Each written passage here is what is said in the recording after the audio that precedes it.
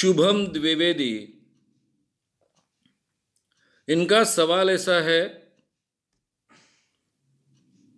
वो कहते हैं कि मेरे टीचर कहते थे कि एक बार लिखना ये 100 बार पढ़ने के बराबर है। क्या वो सही है?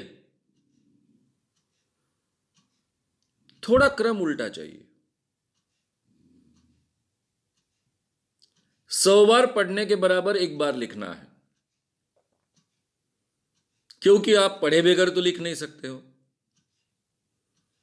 100 बार छोड़ दीजिए, आंकड़ा छोड़ दीजिए, लेकिन उनके कहने में साइंस है। एग्जैक्टली साइंस क्या है? यह हमारे मेमोरी का साइंस है। जब भी हम कोई ज्ञान ग्रहण करते हैं, अब ज्ञान ग्रहण करने के 2-3 तरीके हैं। पहला तरीका है हम पढ़ें, दूसरा तरीका है हमें टीचर सिखाए, और फिर हम देखें और पढ़ें,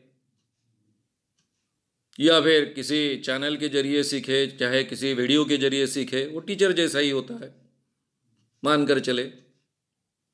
और तीसरा होता है हमारे अनुभव के आधार पर, अनुभव से ज्ञान सीखे।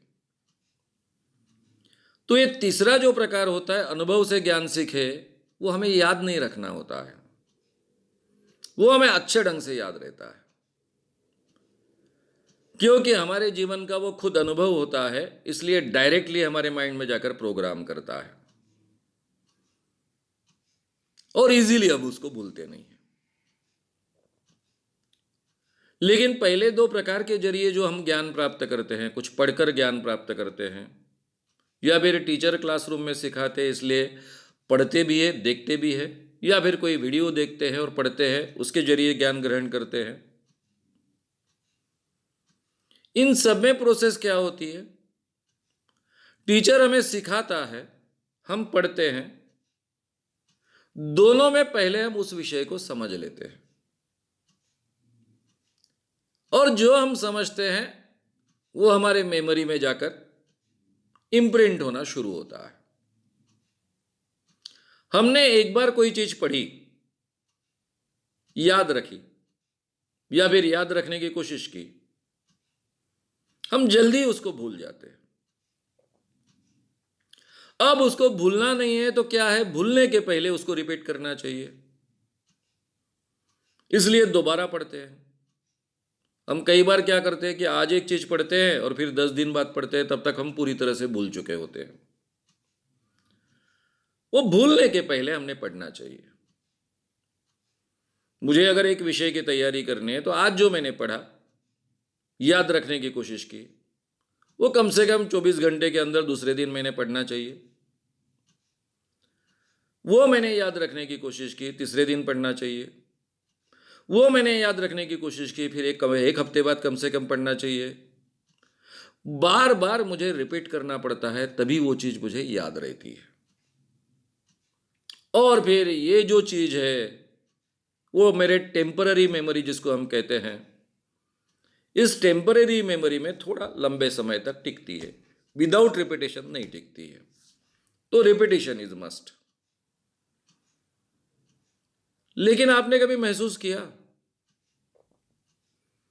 कि हमारी याददाश्त से, हमारे क्लास के कितने भी होशियार विद्यार्थी की याददाश्त से भी टीचर को ज्यादा याद रहता है?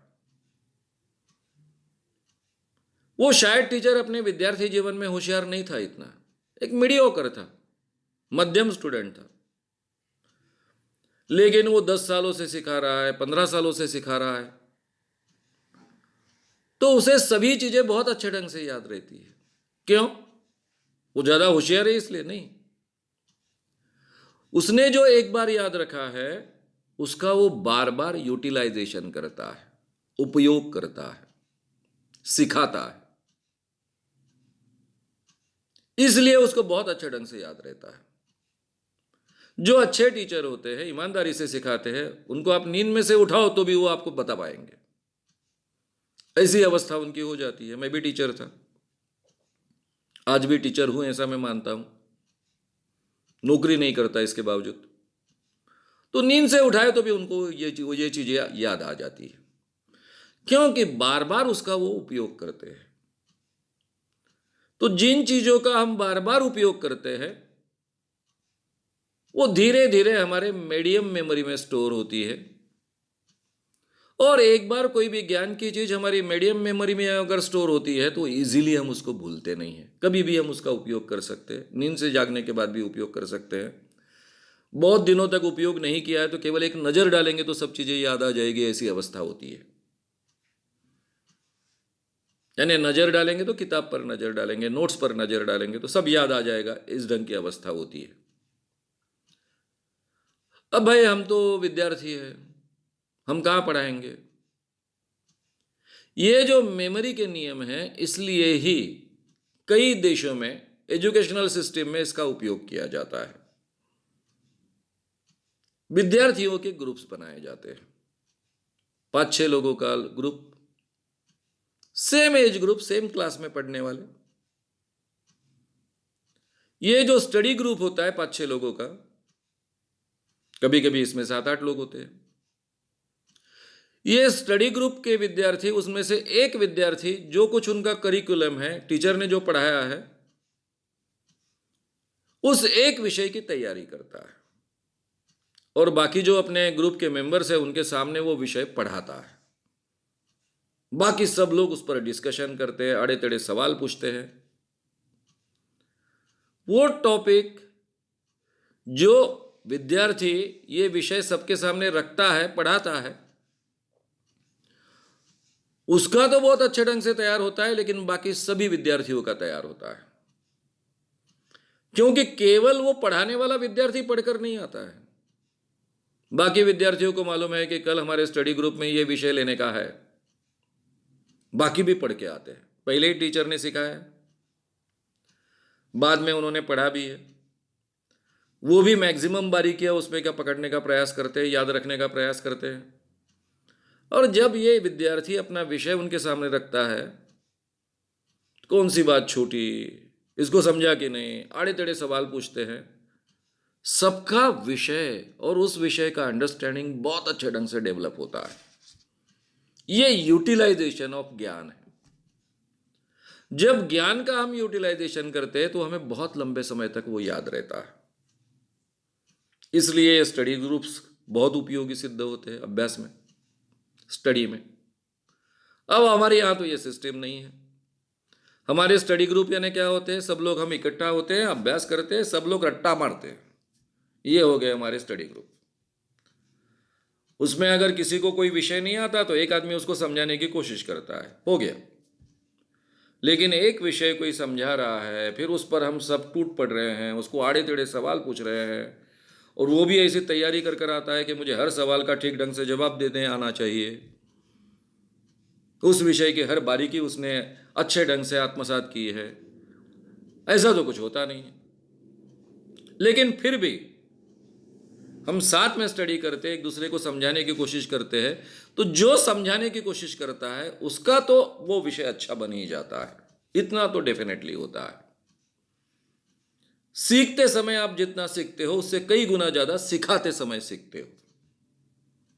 फिर से मैं रिपीट करूंगा, सीखते समय आप जितना सीखते हो उससे कई गुना ज्यादा आप सिखाते समय सीखते हो। यही यूटिलाइजेशन ऑफ नॉलेज का सवाल आया, और उस कारण ये रिजल्ट मिलता है। अब यही बात हम शॉर्टकट में तीसरे ढंग से अमल में ला रहे हैं। हम पढ़ते हैं, दोबारा पढ़ते हैं, 3 बार पढ़ते हैं, 4 बार पढ़ते हैं, याद रखने की कोशिश करते हैं,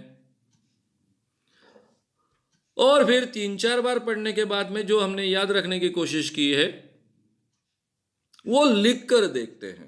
अभी लिख कर देखते वक्त हम बिल्कुल किताब की तरफ ध्यान नहीं देते। मुझे जो मेरे दिमाग में याद रहा वो लिख कर देखते हैं, या फिर जो मैंने एक क्वेश्चन का आंसर प्रिपेयर किया है वो लिख कर देखते हैं। तो मैं 10 बार पढ़ूंगा, उसके बावजूद जितना मुझे याद नहीं रहेगा उससे ज्यादा याद मैं 2 बार लिखूंगा तो मुझे याद रहेगा। और इसलिए जो विद्यार्थी पढ़ने के बाद में रट्टाफिकेशन नहीं, मगअप करना नहीं, पाठ करना नहीं, विषय को समझ लेते हैं, अपनी भाषा में लिखते हैं, एक बार लिखते हैं, 2 बार लिखते हैं, 3 बार लिखते हैं। ये बार बार अगर आप लिखोगे तो आपके वो मीडियम मेमोरी में जाएगा, इजीली आप नहीं भूलोगे। शायद मीडियम मेमोरी तक नहीं जाए तो भी आपके टेम्पररी मेमोरी में लंबे समय तक वो आपको याद रहेगा। इसलिए लिखकर देखना बहुत आवश्यक है। ये यूटिलाइजेशन ऑफ ज्ञान है। इसलिए आपके टीचर ने जो कहा कि 100 बार पढ़ने से एक बार लिखना ये 100 बार पढ़ने बराबर होता है, ये आंकड़े को छोड़ दीजिए, लेकिन वो कहने में साइंस है। अगर आपको ये वीडियो पसंद आया हो तो उसे ज़रूर लाइक करें, लोगों में ये अवेयरनेस फैलाने में हमारी मदद करें। वीडियो को ज़रूर शेयर भी करें। तो हमारे YouTube चैनल श्याम मानव को विज़िट करें। ऐसे सारे वीडियोस का आनंद लेने के लिए हमारे चैनल को सब्सक्राइब करें। उसके लिए सब्सक्राइब बटन दबाएं। नए वीडियोस का नोटिफिकेशन पाने के लिए बेल आइकन दबाएं।